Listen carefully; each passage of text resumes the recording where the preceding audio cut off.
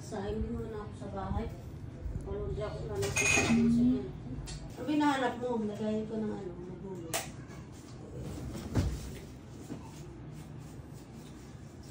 Tuloy ko natin ito 50. Wala ba akong utang sa'yo?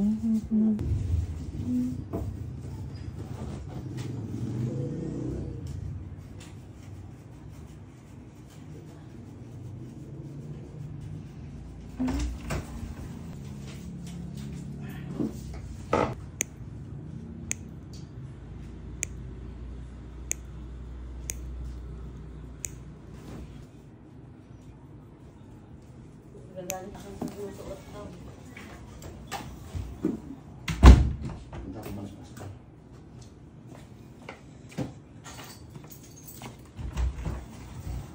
Sus muna boss ha.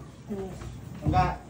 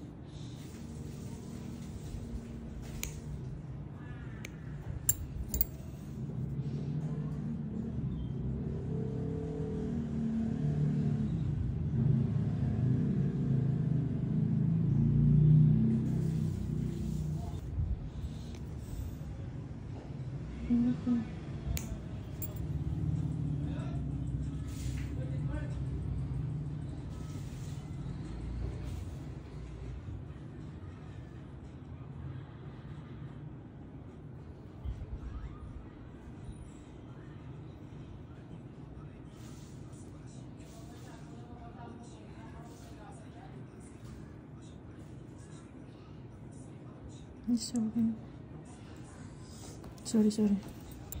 Kaya po.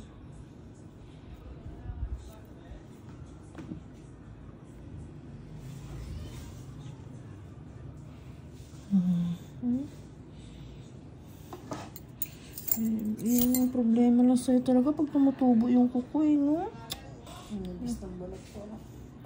Yun ang ramdam na ramdam mo talaga yung sakit kasi yung balat mo grabe nipis.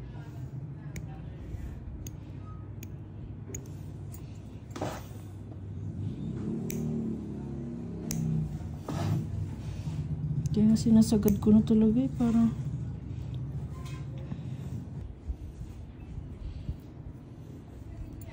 sila doon. Pwede ka pa ano. Kung sa akin yung resume mo, ay kung nandun pa yung visor ng tropa ko. Technician lang dati. Yung mga building dyan sa Asiana, pogo talaga eh. Pogo talaga yung ano dyan. Eh wala nang ano. Wala nang pogo ngayon. Nagalisan na rin yung, wala nang tenant yung building. Trabaho pa rin naman, pero wala na talagang OT. Pumapasok pa rin. Lugi na talaga pag walang OT. Lugi. OT ang bumubuhay. Okay lang na minimum eh. Wala problema sa minimum. Basta yung OT ba, tuloy-tuloy ba? OT bumabawi naman sa Pilipinas eh. Pag wala kang OT sa Pilipinas, wala. Wala, kulang talaga. sorry po, okay na po. Okay lang kung may sideline palagi eh. Oo. Pag nagtag ko na, wala na.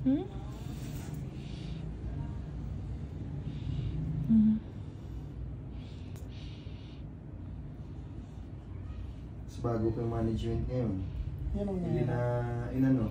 Dati kasi makakuha kami kahit kami. Parang ginagrant nila na pwede lang kami maging. Ngayon, nilimitahan nila sa isang taon, 3 na lang yung pwede mong kunin na unit. Parang doon na lang nabubuhay yung mga ano eh. Siyempre maghahanap ka ng customer ngayon, 40% discount ka, kahit bigyan mo pa yan ng ano, bigyan mo pa yan ng free installation. Mapupunta din naman sa'yo. Walang problema. Ngayon, 3 na lang yung pwedeng kunin. Sa isang taon. Nagbago kasi yung management eh. Nasilip nila yon kasi halos lahat ng kumukuha, mga technician na rin. Technician, tapos siyempre, kahit free installation yun, yung 40% sa kanila mapupunta. Tapos, pwede pang mag-OT. Pwede mag-OT, wala lang OT-in. Pero yung, just in case may OT, gano'n na lang yung mangyayari.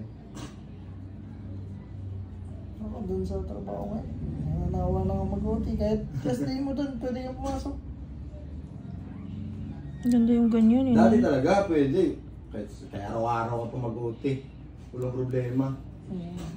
Hindi nila sinisilip. Ang ganun talaga ngayon, babago yung ano. Technician talaga, doon sila mahihirapan kasi yung parang 3 lang ata yung pinakabatikan sa amin na mga technician eh. Yung parang maaasahan sa lahat ba? Yung mga mahihirap na talaga na gawain, yung parang sila yung pinapasa. Yung mga veteran na talaga.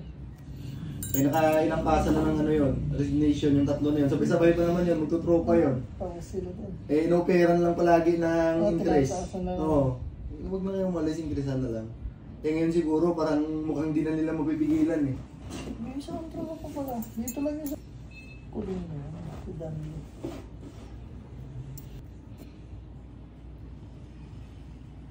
Mga technician na yun, parang kung saranggo ng pulis, mga ano na yun eh, mga 5-star na ba? Ang katabi niyang gawaan nun, ano yun, RO kung tawagin.